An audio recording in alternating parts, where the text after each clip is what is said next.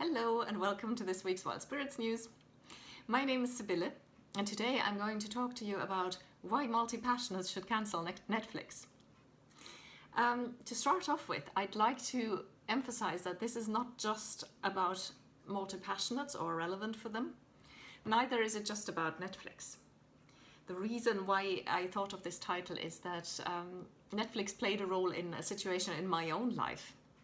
I'm a multi-passionate myself, and there was a time when I was working away on my business. Coaching is one of my passions, and I would write guest blog articles, put myself out there, do marketing activities as I do, and then I'd discover some series on Netflix that I hadn't seen yet. And this is especially when the series was something to do with one of my passions, like the supernatural or something historical, medieval or so. And then for the next literally weeks, I would watch all the episodes of like 8 seasons of a Netflix series in every free minute of every day and completely neglect everything else, including my work, the work on my business. A lot of passions have an active and a passive side. For example, if you're a writer, or if you want to be a writer, every writer will tell you to read a lot of good books, because by reading a lot, you learn a lot about writing. But what every writer will also tell you, that you will never become a writer just by reading books. You will become a writer by writing and producing a lot of crap at first and practicing and keep writing, and that's what writers do literally all their lives to keep improving themselves. So both is necessary, the rather passive consumption of books and the act of writing.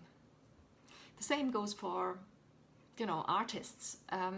They are going to look at a lot of art by other people, historical artists or contemporaries, but they also need a lot of practice drawing and painting themselves. And if you have a passion for movies, or if you want to make movies, or if you have a passion for acting like me, then of course you will watch movies and theatre plays and all the rest, but you also need to do your own work and actually create something or actually do some acting. All of this takes time.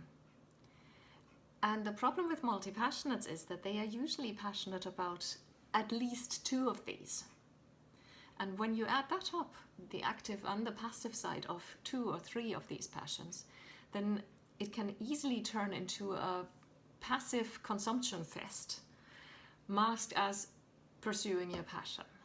And that's not really what you should be doing with your time. So yes, it is important to honor your multiple passions. I always say that you do not need just one passion in order to be successful. This is the big insight about multi-passionates. You can honor all your passions, but at the same time you need to focus a little bit. It's very easy to get sidetracked, and 10 times easier if you're multi-passionate. And it's especially easy to get sidetracked by the passive side of a passion, such as watching movies on Netflix, such as just reading, such as consumption of anything that you might be interested in. So the remedy is a process. And the process I suggest is you prioritize. You start with the first step, which is prioritizing. You focus, you decide on 2 or maximum 3 passions to focus on at a time. When you have very little time, you might just have to focus on 1. But I recommend 2, maybe 3, to focus on at a particular time. The second step is to keep breathing. It's okay. It doesn't mean that all your other passions are cancelled indefinitely. It just means that for the time being, for the present moment, you're focusing on the 2 that you have chosen. The next step is to pursue these passions and make sure that you keep this balance of active and passive. Don't slide into just one side of it. Honor both the active and the passive side of both of these passions, or all 3 of them if you have time for all 3 of them. And then the 4th step is to keep distractions at a minimum. And that's where cancelling your Netflix subscription comes in. I've said it before in a previous video. our modern times are more full of distractions than any other time has been before. And we are all prone to this, to falling victim to this.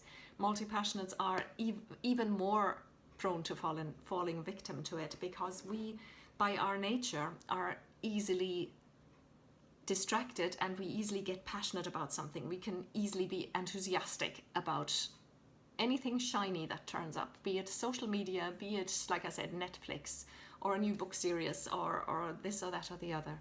So keep coming back to your focus and say, okay, this might be interesting. Maybe I'll make a note of it to consume at a different time. But at the moment, my focus is passion A, B, and maybe C. And it doesn't really fit into that, so I'm going to keep focusing on that. And you can keep reviewing this. You can every 2 or 3 months, you go back to that list and say, okay, now I actually want to focus on different passions. Or you'll keep the same ones, but keep reviewing it. This is not a static thing. This is not something that you determine once and stick with for the rest of your life. This is very much a for the moment, for the time being thing. Keep reminding yourself of that, and you can always come back to your other passions at a later time. Would you like to join my tribe of wild spirits? All you need to do is go to wildspiritscoaching.com and fill in the little form there. You'll receive a weekly email full of information and recommendations, inspiration, and special offers that are often exclusive to the people on my email list. So go to wildspiritscoaching.com and sign up. You can also Google Wild Spirits Coaching. That'll get you to my website as well. I promise I will never ever spam you, nor will I ever share your details with anyone else. Thanks for watching.